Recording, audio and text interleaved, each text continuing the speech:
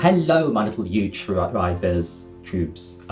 Our story is going to start on April the 25th, 1983, when Stern magazine, Stern being German for star, and the magazine itself being the most widely read magazine in Germany, they held a big press conference for their star reporter, so that's the Star's star reporter, for him to announce he had acquired the personal diaries of Adolf Hitler. What was in those diaries was going to rewrite a lot of what we thought we knew about Hitler and the Third Reich.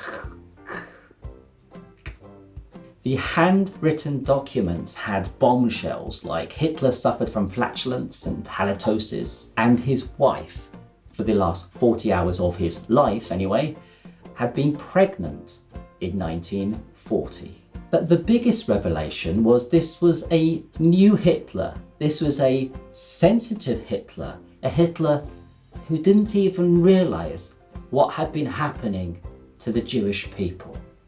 It turns out we've got him wrong. Deep down, he was just a nice guy.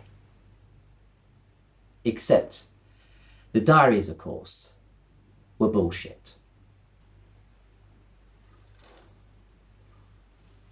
Have to go to the post office to send a few telegrams. Oh, Addy. Von Addy. My little sauerkraut and strudel. Addy, I've invented a razor that you plug into the wall and it runs off electricity. I will call it after myself. The Eva Shaver. My Schwinterkutten. Why not just call it a Braun? Oh, Addy, why can't you just support me? Why do you always have to be so controlling? My mother was right. Oh, are you sure that you're not Jewish? Because I love Jewish people. Read my diary. You smell gas. It was me, Brussels sprouts. Roll credits. Rouse. Rouse.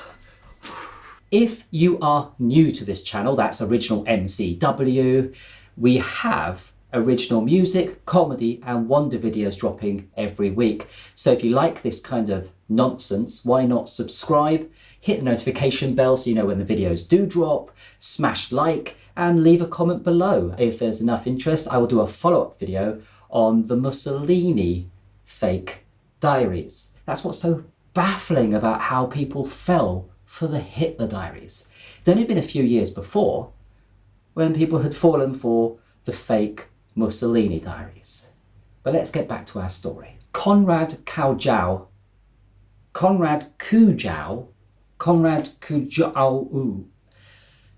Thankfully, Konrad was known by the nickname Connie. So the con man in this story, his nickname was Connie. I mean, if I was Ronseal, what I'd be saying right now would be, it does exactly what it says on the tin. Connie's first recorded forgery was when he was in the East German Communist Youth League. He actually forged his own promotion.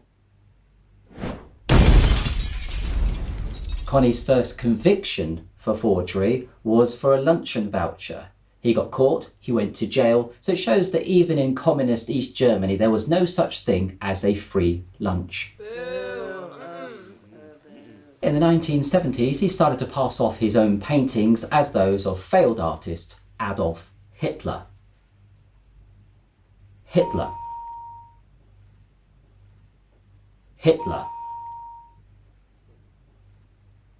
Bullshitler. That last one, that was actually done by myself. It's a self-portrait of my girlfriend. Because collecting Nazi memorabilia, displaying Nazi memorabilia was illegal in Germany, this was actually the perfect crime. Because people would not want to draw attention to their collection, so they would not be taking their works to get them authenticated by an expert. So if I sold something that people would be too embarrassed to go and get authenticated, they would never know, and I could make an absolute fortune. Which reminds me, if you're looking to buy some unique gift for yourself for Christmas, or for someone else, maybe a loved one, why not buy this? Only £50. It is a genuine item. It is signed by the owner, Donald Trump, and it could be yours for just £50. Yeah, that's strange. I feel like I can smell a storm coming. Yeah, like a stormy coming. Yeah, I don't have to.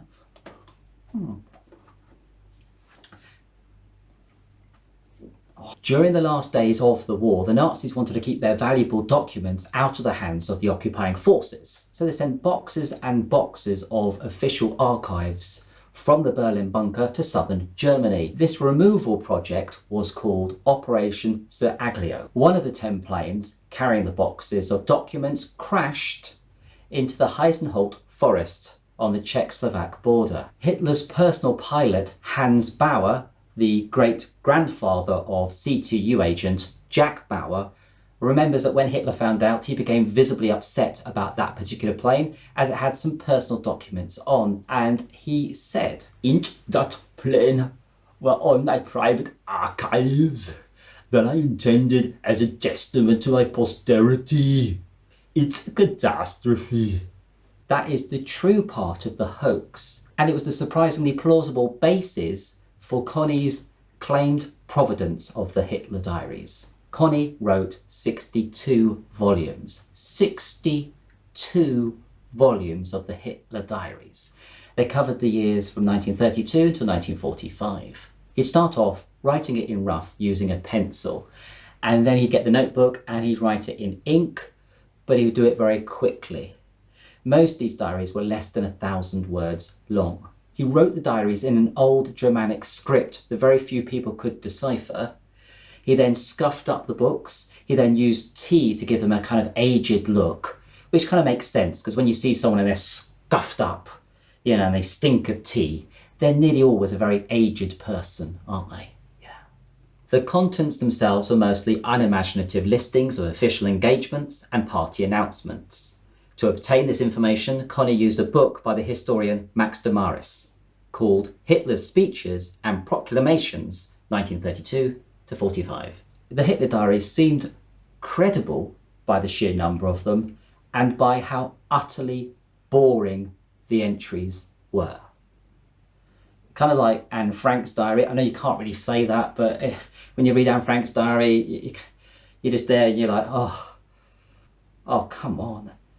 This girl, she needs to get out more. Am I right?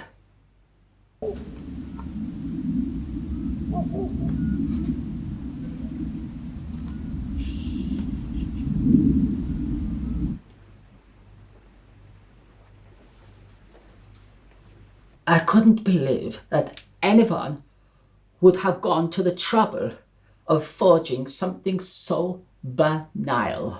But the best part of the Hitler Diaries was the end of each month, where there'll be a personal entry where Connie would put some more imaginative things in about Hitler's day-to-day normal life, with entries like this. The measures against the Jews were too strong for me. My health is poorly, the result of too little sleep. Must get tickets for the Olympic Games for Eva. On Eva's wishes, I am thoroughly examined by my doctor. Because of the new pills, I have violent flatulence, says Eva, and bad breath. The diaries portrayed Hitler as a far kinder, gentler person, who was not responsible for the worst atrocities of the Nazi regime, who was not even aware of the Holocaust. The diary Hitler was the sort of Hitler that you'd feel quite comfortable to bring home and introduce to your Jewish parents. Hitler was never known to keep a diary. The handwriting and the signatures were different to Hitler's.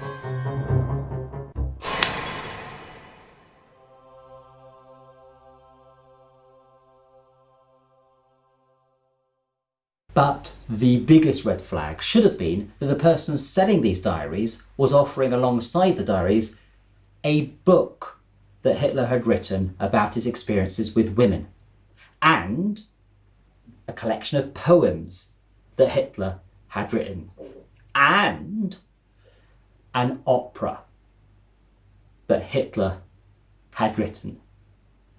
He was selling them an opera that Hitler had written called Wieland the Blacksmith.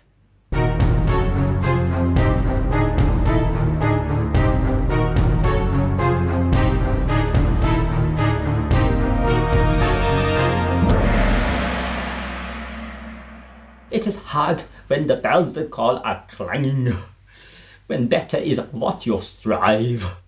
It is hard when you're always left hanging whenever you go for a high five. Roses are red, violets are blue. If Russia didn't join the war, I would have won World War II. Gerd Heidelmann worked for Stern magazine. He was also a collector of Nazi memorabilia. He'd bought Hermann Göring's boat, which had almost bankrupted him, and he was in the middle of a 5-year affair with Göring's daughter, Edda, which almost bankrupted him. Through his Nazi memorabilia collecting contacts, he'd heard about Connie and the diaries, which ultimately led to him becoming the Hitler Diaries middleman between Stern magazine and Connie. Stern magazine's original authentication for the diaries was made by 3 experts. Experts. None of the experts had any experience with Nazi documents, and one of the experts could not read German. They were given in total 1 page of the diaries to examine, and along with that, for comparison, they were given lots of other Hitler documents, but all those other documents were actually forgeries done also by Connie. So it was no surprise when the experts came back with the conclusion there was no question that they were all done in the same handwriting. But they did also do some fact checking. So they did check the facts, and to do that they used Max de Morris's book. That's the same book that Connie used for the facts that he put into the Hitler Diaries. So they were checking the facts using the book that Connie had used for the facts. Jesus, this is like sort of fact-checking on a scale of CNN. I am now satisfied that the documents are authentic, that the history of their wanderings since 1945 is true, and that the standard accounts of Hitler's writing habits, of his personality, and even perhaps of some public events may, in consequence, have to be revised. Gerhard Weinberg, authenticator for Newsweek, considered the diaries genuine when verifying them. He later commented that the notion of anyone forging hundreds, even thousands of pages of handwriting was hard to credit. I think you could credit it. Probably around just above 9 million Deutschmarks would be enough credit. Press release from Stern announcing the existence of the diaries and their forthcoming publication. Eberhard Jackal stated that he was extremely sceptical about the diaries. Karl Dietrich Bracker thought their legitimacy unlikely. David Irvine informed the BBC, The Observer, Newsweek that he thought that the diaries were fakes. Helmut Kohl also said that he could not believe the diaries were genuine. Frank called their authentication expert to get him to work on a rebuttal to all the naysayers, as he had authenticated the diaries for the Sunday Times firsthand. What happened next has passed into Fleet Street legend. This is what the other newspaper executives heard on Giles's side of the conversation. Well, naturally, Hugh, one has doubts. There are no certainties in life. But these doubts, they aren't strong enough to make you do a complete 180-degree turn on that. Oh, I see. You are doing a 180-degree turn. In a panic, they asked Trevor Roper, Lord Dacre, to keep quiet about his doubts so that the next week they could have another world exclusive. Extra, extra! Read all about it! Life story of Playboy! Top historian says Hitler Diaries are fake. Frank then phoned Murdoch. "Fuck that, great publish, mate."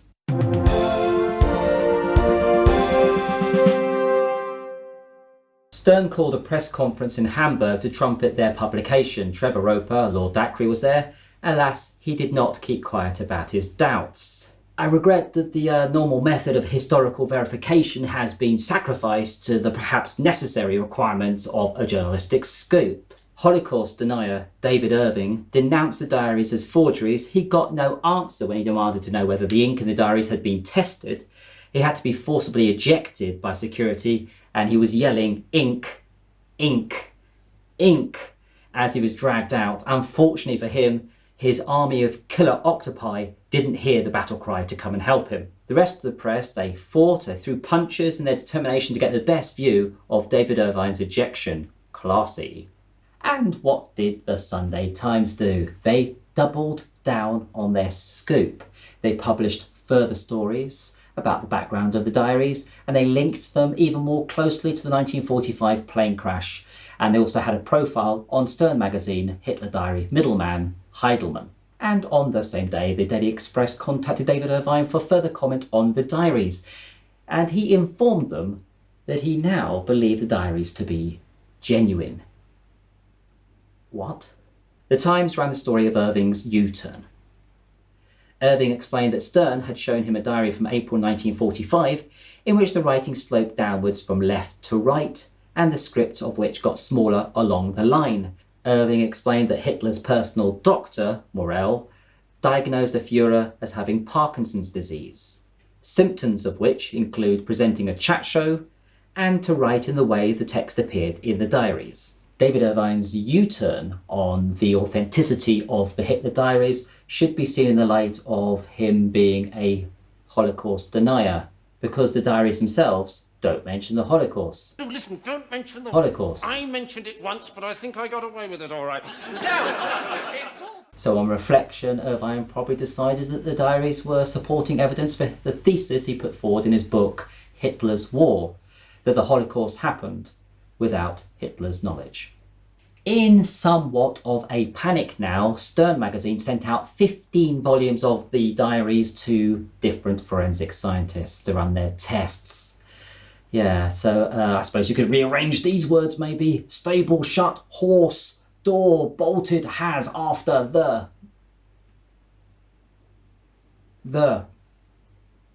Kenneth W. Rendell, a handwriting expert, was shown one of the volumes. Everything looked wrong, including new-looking ink, poor quality paper, and signatures that were terrible renditions.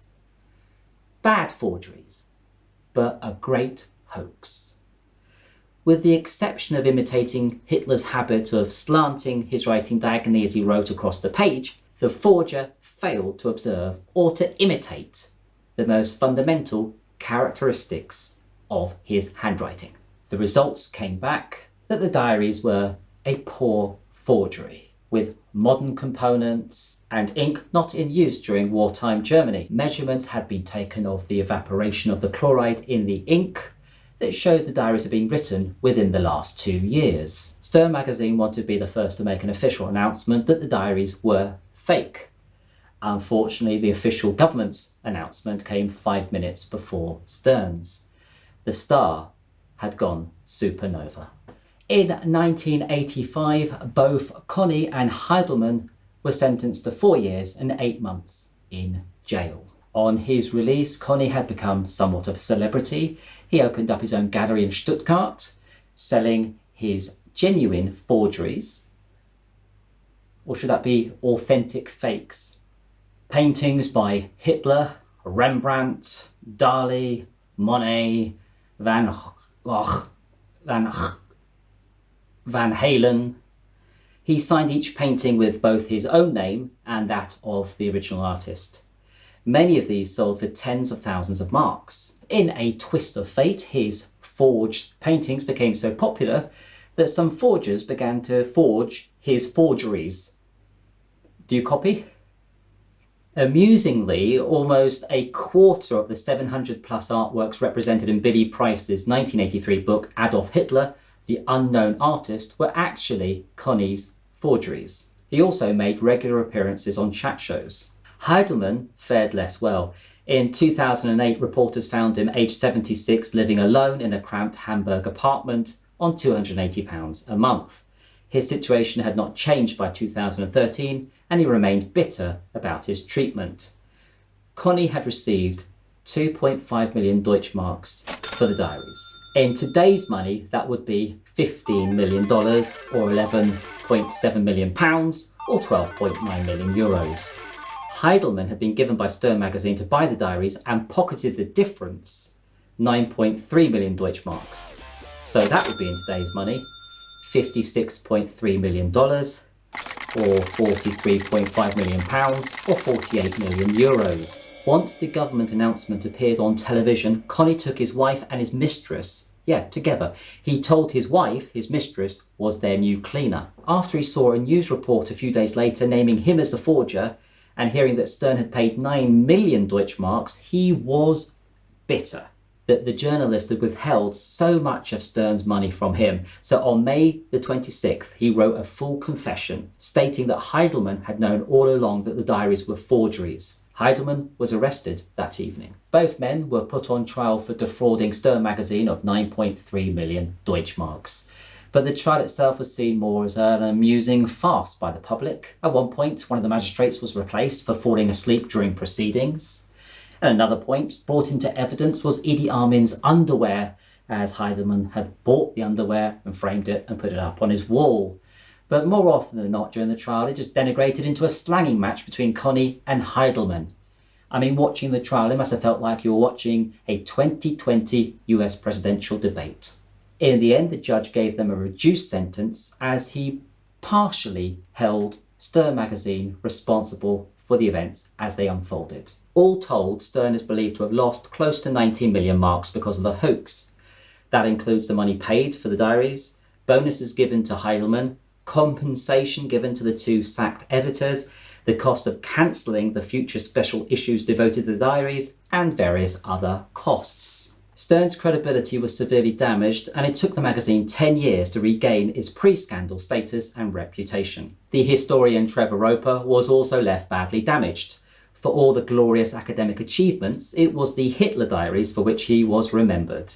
When he died in 2003, the headline on the Independent's obituary called him the Hitler Diaries historian. At the Sunday Times, Murdoch moved Giles to a new position of editor emeritus. When Giles asked what the title meant, Murdoch informed him that it's Latin, Frank. The E means you're out, and emeritus means you deserved it. Murdoch later said that they gained and retained 20,000 new readers after the scandal broke, and Stern returned all the money the Sunday Times had paid them. The Sunday Times' Rupert Murdoch apology in the Times paper to his readers for the fake story was, "Serious journalism is a high-risk enterprise." The good news is after this happened in 1983, the press learnt from their mistakes, and they were never again to print fake news.